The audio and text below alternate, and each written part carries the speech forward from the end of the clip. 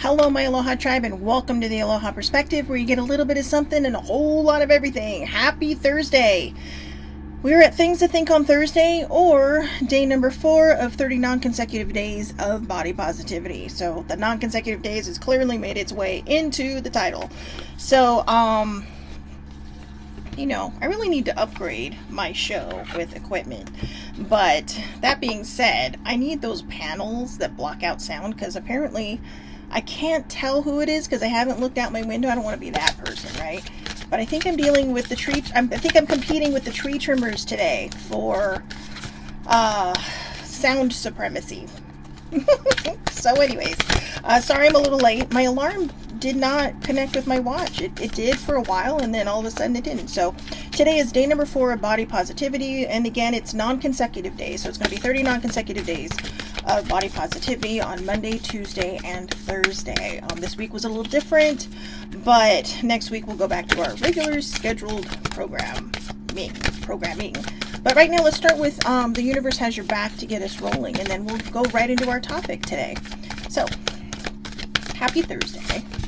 Happy Thursday. There's another one. All right, one more shuffle, and if we don't get anything else, we'll just go with those two. Oh, there they are, right at the top. Alrighty then. So, number 1. Instead of praying for an outcome, I pray for the highest good of all. I feel like we had these the other day, didn't we? Nope. So again, instead of praying for an outcome, I pray for the highest good of all. So sometimes this is what I'm saying when we put out an intention, a prayer, a manifestation, when I say this or something better, because this or something better means it's the highest good for all. The best outcome for the highest good for all. And sometimes it's exactly what we need, is the best outcome for the highest good of all. So anyways, I'm not used to using the mic that doesn't clip to me, so I apologize if it gets a little sketchy. So anyways, again, instead of praying for an outcome, I pray for the highest good of all. Remember, this or something better. That's basically what it's saying, this or something better. Number 2, my fearless freedom lights up the world. My fearless freedom lights up the world. Sibling and I were having a conversation this morning, and I told her, I said, I'm not sure if I can tell you these things, like the dreams I have, right? I don't know if I can tell you the dreams I have, because, your reactions are kind of like, yikes. And she's like, no, I'm not scared. It's just kind of like, yikes. And I said, yeah, but yikes is still the same thing. And when we find this way to have fearlessness, that freedom really can light up the world, because it shows people, look, you know what? This is what I've been through, and I survived. And now it's time to go from surviving to thriving. And so, let's do it together. Let's conquer this thing together. Because sometimes it's exactly what we need to do, is to conquer these things together. I just realized my fingers and my ears are naked. So I'm just going to put these in front of me so I don't forget for later. But for now, you just get naked ears and fingers.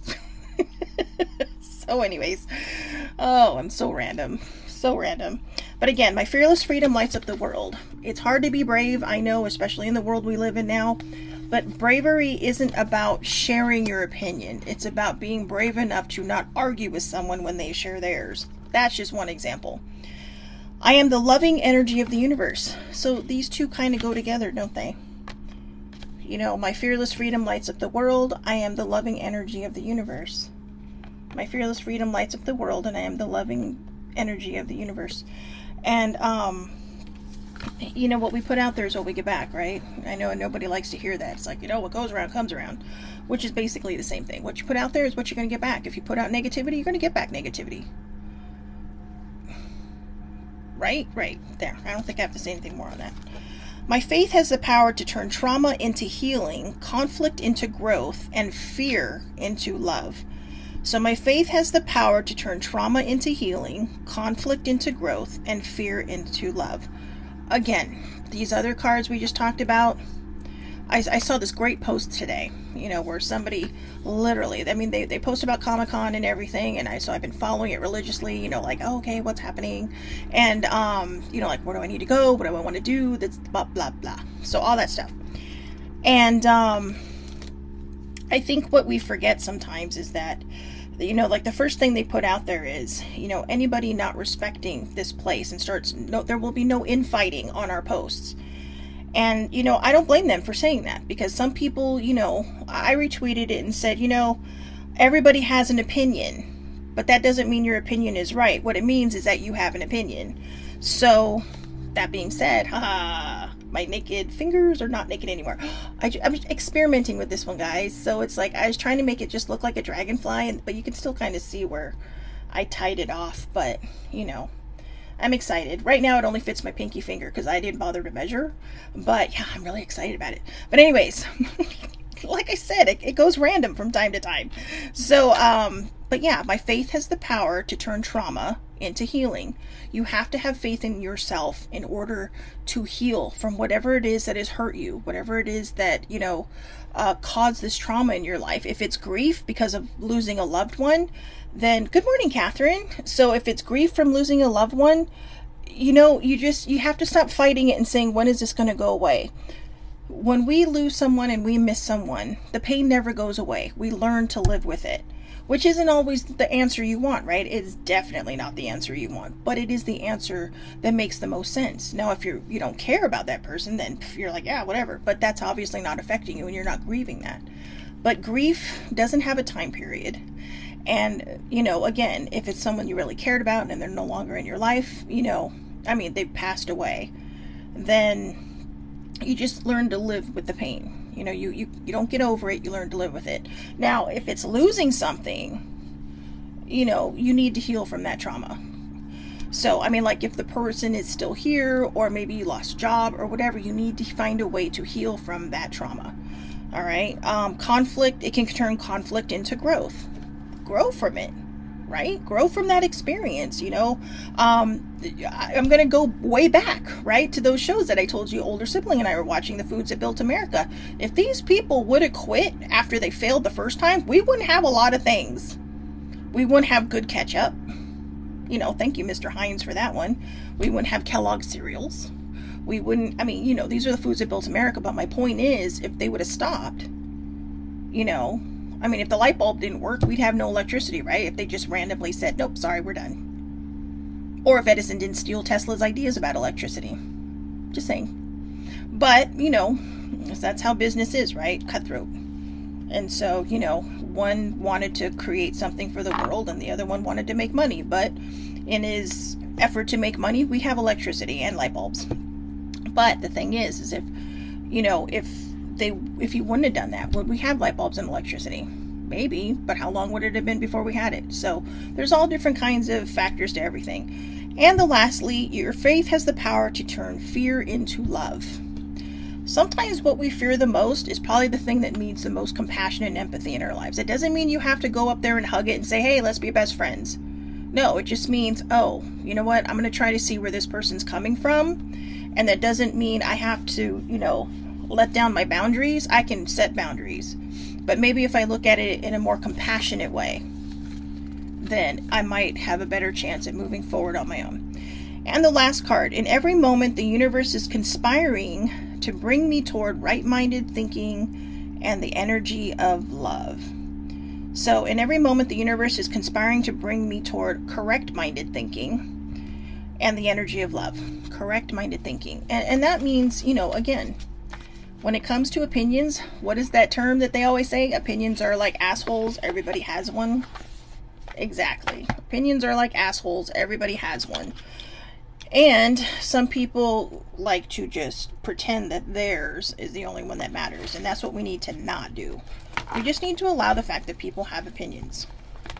So, day number 4, body positivity. Woohoo! Right? Woohoo! Day number 4 of 30 non-consecutive days. I had to think about that for a second.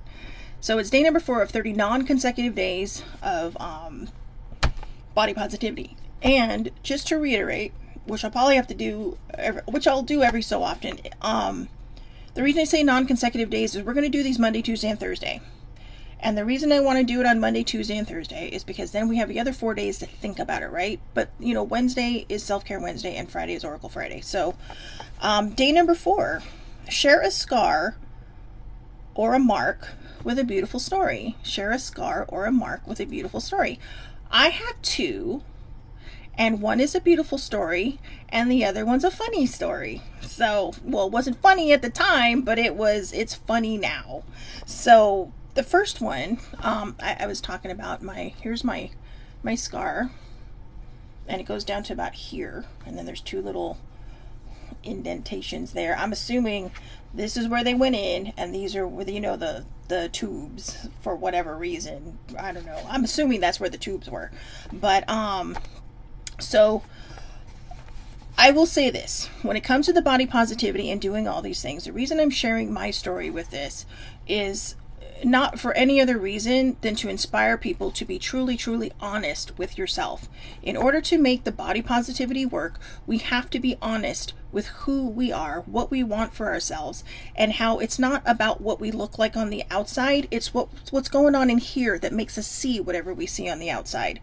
Remember, body positivity, body dysmorphia, all those things, body negativity, they don't care what size you are, because it starts in here.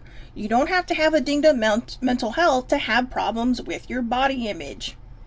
Okay? I mean, you can be perfectly, no dinged up mental health or anything, and still have issues with how you see yourself. And a lot of that is conditioning. It's societal conditioning, right? It's people saying, well, you should look this way, or you should look that way, or if you look too this way, oh, well, you must be stupid because you're like this big. No. Or you must be out of control because you're like this big. No, it's in here. There are people who are thin that, just absolutely love themselves. There are people who are curvy and thick who absolutely love themselves. And then there's the rest of us in the middle who think, oh man, because we're conditioned to believe a certain way. We're conditioned to, so I don't want to blame my mom, because it's not my mom's fault. I truly believe my mom struggled with body positivity. But growing up, because of my heart, she really tried to control everything I did. My eating habits, exercising, but not over exercising, because I have what they call a regurgitating valve, and just that kind of stuff. And so I think when I was finally set loose and on my own and moved to a whole different county, it's kind of like, I'm free. And that was not a good thing. Because I didn't look at it. And I'm realizing this now, right? Like a bazillion years later, I'm realizing now that she was just trying to keep me healthy because of my heart, because we didn't know. We didn't know what my heart could or couldn't handle, right? I mean, I'm her only kid.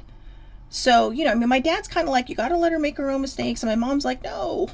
And I think I took that as her being controlling, as opposed to, where she was actually coming from, which was a good place. And so now I need to decondition myself from all of the things I decided it was, and of course all the things that my mom did, because my parents worry about my health, and so they'll say stuff like, you need to lose weight because of your heart, you need to do this, or you don't want to be like me and be type 2, or blah blah blah. And it's like, it's pressure. Some people can handle it, I cannot. It gives me anxiety, because it's like, okay, I already know what I need to do, but I get it now. So in order to be honest with ourselves, I'm being honest with you. I am putting all my crap out there for you. All you have to do is put it in a journal. And we talked about the journals yesterday. I mean, you saw my notebook. It's just a plain old, at Ralph's. Ralph's had it on sale, which is our Kroger market out here. It was on sale for 69 cents, down from $1.49. And it is a simple first grader notebook. Actually, I think it's college rule, so it might be third grade. But, right?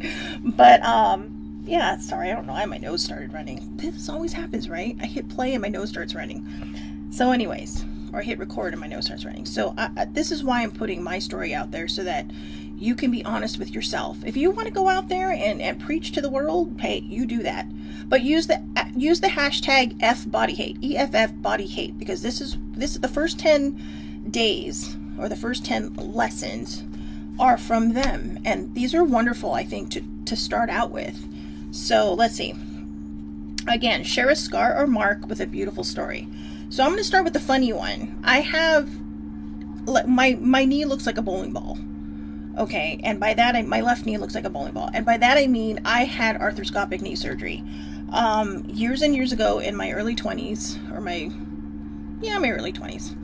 I tore my knee. And when I do things, I do it big. I almost entirely tore my ACL, no, my MCL, and I tore my ACL halfway. So I had a 50% tear and a 75% tear. And, which means that when I walked a certain way or if I misstepped, boom, my knee would slip and it would hurt like a bitch.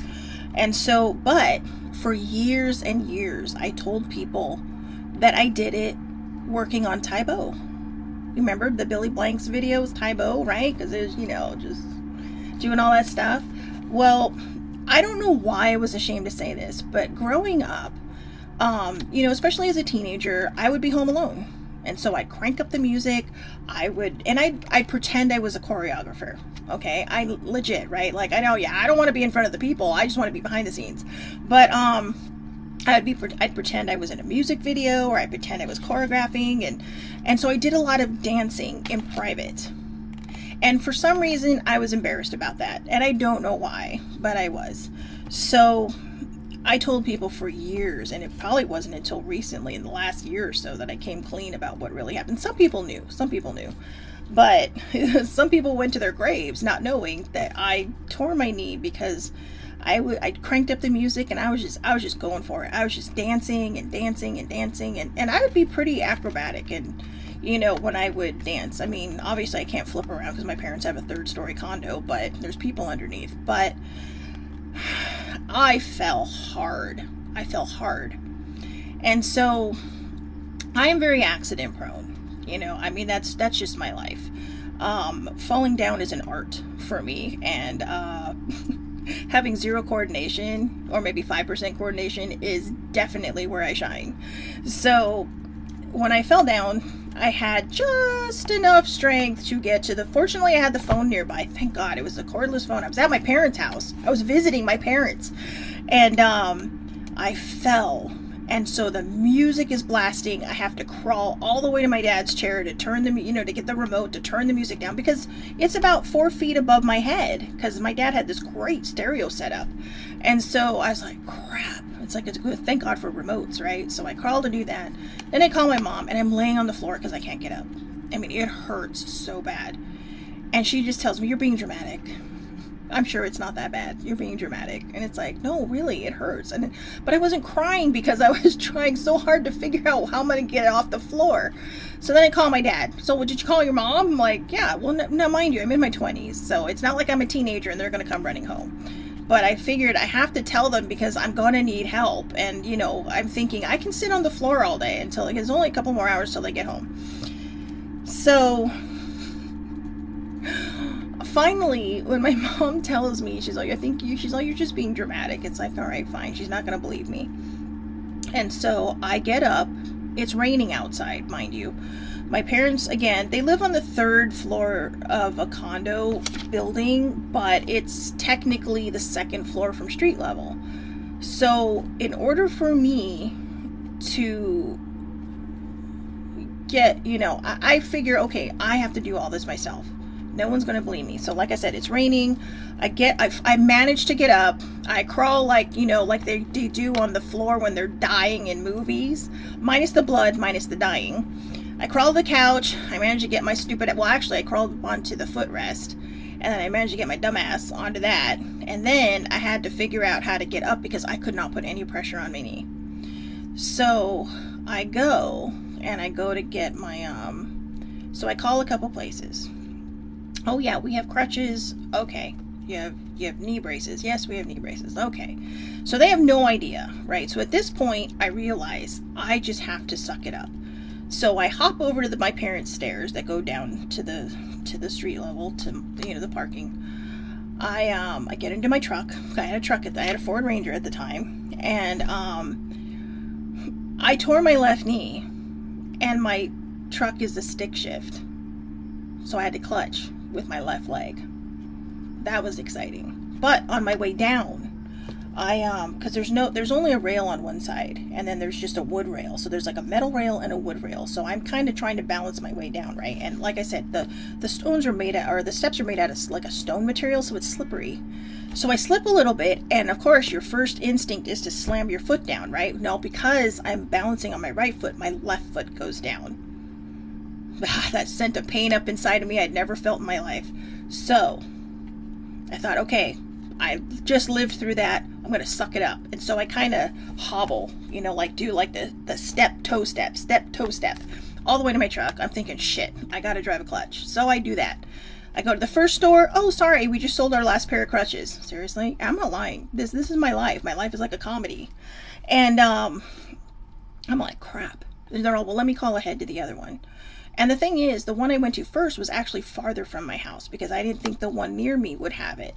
And so they called, and yes, they did have one. So the pharmacist was super nice, taught me how to use crutches, because I didn't have, I didn't know older sibling yet. So, and she knew how to use crutches. So they're teaching me how to use the crutches. They get me the ace bandage. They're all like, I give them my credit card, or I give them my card, and they don't let me move. They're just like, just stay here, we'll ring you up. And then I get home, and then my mom comes home, and my dad. And my mom sees my leg, and she's like, oh my God, babe, I'm so sorry. And so I got pampered the rest of the weekend. Yeah. So eventually I had knee surgery, and I tore it again doing the limbo. So, if nothing, I'm consistent. So, and I have not had it fixed since then, but I can't now because arthritis runs in my family. So, I have a little bit in my knee. So basically it's just bone on bone at this point. They don't think I'm old enough to have a knee replacement. So, la-di-da. I guess that's a good thing, right? So anyways, that's my first scar. Now, the beautiful story is my second scar. This one. I was what was called a blue baby. So I was born with a congenital heart defect called tetralogy. And it means there's like 3 things wrong with my heart, or 3 things wrong in that congenital, or whatever, the heart area, right? Because it was a heart defect. So I had a hole in my heart, and I had a crushed valve. And there was a third thing, and somebody told me what it was, but I'll be honest with you, I can't remember, because hole in your heart and crushed valve, wow, those really stick with you. And the third one was it didn't seem as dire to me as the first 2, but they reconstructed my valve. The whole time my mom thought I had a valve replacement, but turns out they were able to reconstruct my valve. So they reconstructed my valve, but like I said, it has that weird flap, right? So if I overexert too much, I get short of breath. So, which sucks, because I used to love to run, especially when I was a kid, but it'd be like, oh my God, all I can handle is a 50-yard dash. But we didn't know all this when I was a kid. It wasn't until I had my cardiologist in adulthood recently, in the last 5-10 years, that I found out why it caused shortness of breath. So what they were doing is they were just sticking me on an inhaler. It's like, yeah, this is for her. I had athletic asthma. That's what they called it, athletic asthma. But anyways, the beautiful story behind that is that I'm trying to find the beauty in that. Because when I was a kid, my mom wouldn't let me do a lot of stuff. She was afraid I was going to break open. Plus, when I was little, because the bone hadn't settled yet, they had, obviously you're having heart surgery. They have to break your chest open, okay, and fix everything in there, then put you back together. Well, because I was so little, and because, this surgery isn't commonplace, nowadays I've heard that if it's a dire situation, they can actually go into the womb and perform heart surgery if it's absolutely necessary. And I was reading an article on that. I'm like, oh, wow. But this was 1976. I was 3 years old. They wanted to wait till I was 5, so I was a little bit bigger and a little bit taller. But they said I wouldn't last until 5. So my surgery literally was a 50-50 shot at living. And I had some spiritual stuff going on in that thing too, but that's a story for another day. But I think that's why. Because I remember asking my mom one time, I said, what was it like? I said, what was it like? It's like, I don't remember. I know people who have limitations that are placed upon them later in life, and they struggle hard with it. And nobody thinks about the fact that this has been my entire life. I've had limitations my entire life. And I've tried to push through them. I've tried to push past them. I've done everything I could to push past them. And, so it's kind of like the stuff I go through, people don't think about it. Because they're just like, oh yeah, Shelly has a scar in her heart, and blah, blah, blah, it's no big deal. And the thing is this has been but I try to walk them through it. It's like, you know what? It's okay. You're going to get through this. Whatever it is you're going through now, you're going to get through it and you're going to be back to your old self. I don't have an old self to go back to because this has been my life. My mom wouldn't even let me play tug of war when I was a kid because she was afraid my chest would break open. At school, kids would make fun of me because there was a bone that stuck out of my chest. In fact, when I'm a lot thinner, you can still feel it, and you can see it just a little bit. Like if I spread my boobs apart, that's not happening right now. You can see it a little bit. So it's just like two little pokey things. But when I was little, the bone stuck out of my chest. And the doctor would tell me, yeah, well, when you get taller, it will settle back in. But, kids are mean, right? And when you're in first, second, third grade, you don't have boobs. Well, I didn't. So your bone sticks out. You look like you have a mono boob in the middle of your chest. And kids are mean, especially in Catholic school. Kids are mean. But, but the beautiful story about that is that when I got older, I worked, in my first part of my life, I was a pharmacy technician. And I went from pharmacy clerk to pharmacy assistant, and I grandfathered my way into pharmacy technician. I was very good at my job. And we would have customers that came in, because I worked in kind of I wouldn't say an older area, but it was where people had settled in for a long, long time.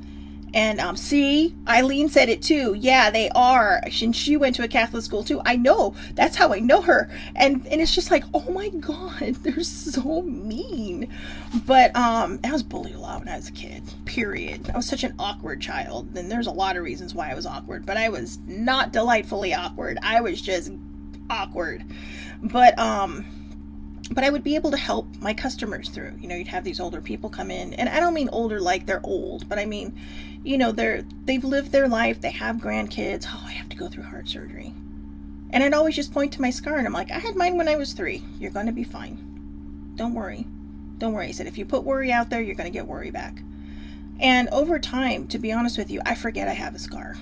I'm reminded sometimes when people say, you got to watch out for your heart. You got to take care of your heart. And it's like, yeah, I know. And I say, yeah, I know, but I don't take it seriously enough, which is why we're doing the body positivity stuff right now.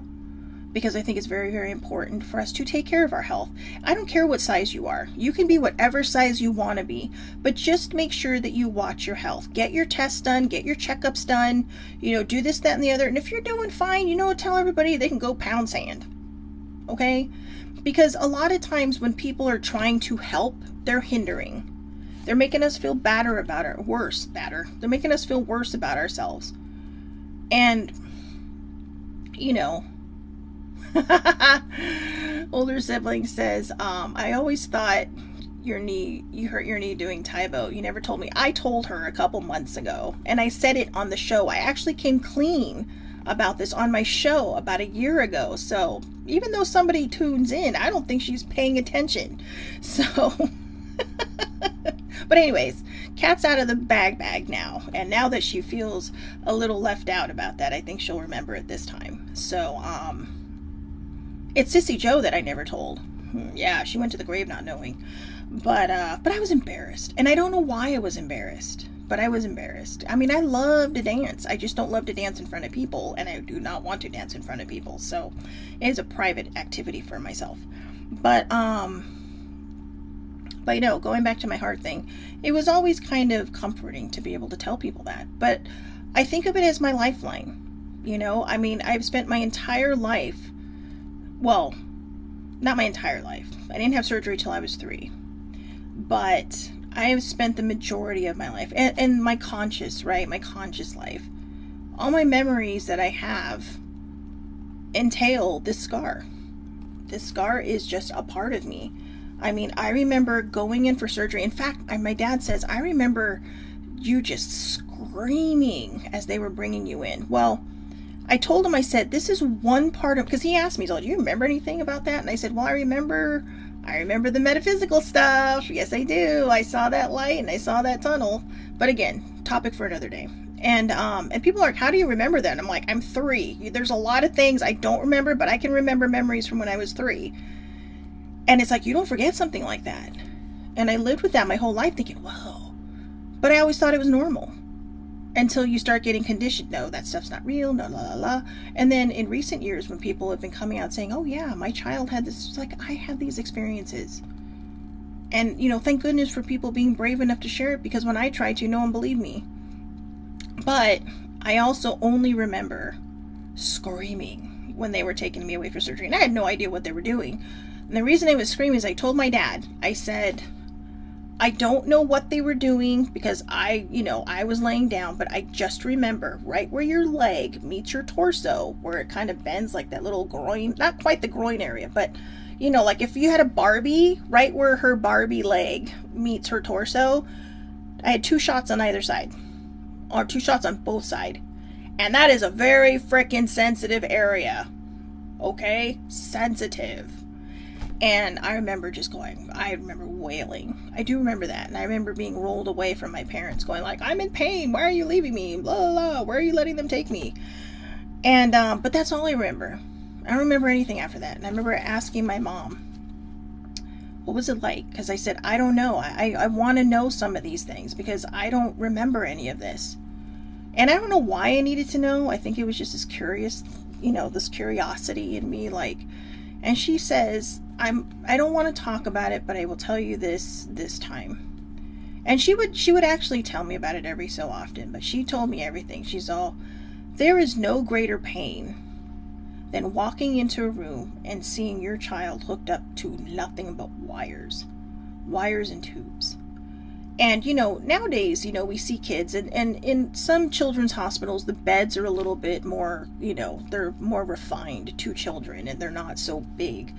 But, in 1976, I wasn't at a children's hospital because, I'm not sure if they had one or not, or they just didn't have the specialty care I needed with a cardio surgeon, or whatever they call them.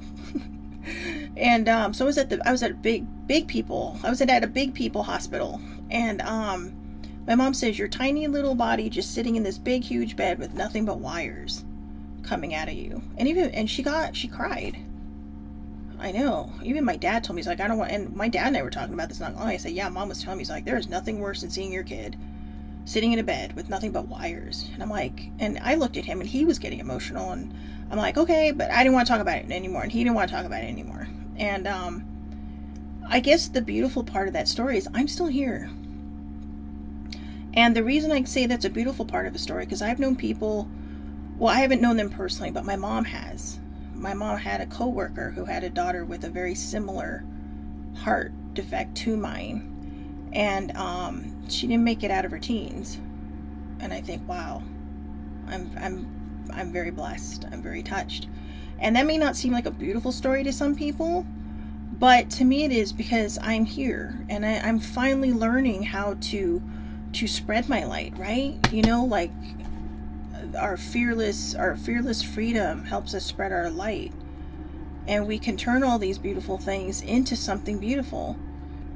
But we have to learn how to love ourselves to do that. And I guess to me that maybe that's the hidden beauty in it, is that when we look in the mirror, we have to appreciate who we are. I look in the mirror and it's just like, what did you do to yourself? What happened to you? Why did you let yourself go this bad? All these negative things, right? And it's like I was fighting my mind. I was fighting emotional eating. I was fighting a lot of different things that were really just trying to tear me down. I'm getting emotional, sorry. And it's not as simple as saying, why did you let yourself go? When I looked in the mirror, I couldn't look in the mirror. Not because of my size. I realize now I couldn't look in the mirror because I was being just pounded with all these thoughts and all these people who care, but they're not saying the right things. Now, I'm not saying that, just poo-poo people and say, okay, well, do what you want. No, we do have concerns for people, but we have to be kinder in the way we say things, including to ourselves. When I look in the mirror now, I don't sit there and say, why did you do this to yourself? Why'd you let yourself go? I sit there and say, you know what? Thank you. Thank you for keeping me alive. I look at my scar now and I think, wow, all right, you know what? I was given a chance. I need to make the most of it. I need to really get out there and show people what I'm made of, what I'm worth, what I can do. And I think we need that for all of us. We don't need a scar on our chest or a mark to have a beautiful story. Scars aren't just things we can see. Scars are on the inside. You know, emotional scars are very, very real, but you can't see them. So we need to not judge other people's stories. We need to not think that, oh, well, just because I'm going through this, I'm better than somebody else. Or, you know, you should have more pity for me, or you should do this, you should do that. Nobody pitied me growing up. I got bullied. My parents worried too much about me, which is not a bad thing, and I'm very grateful for both of them.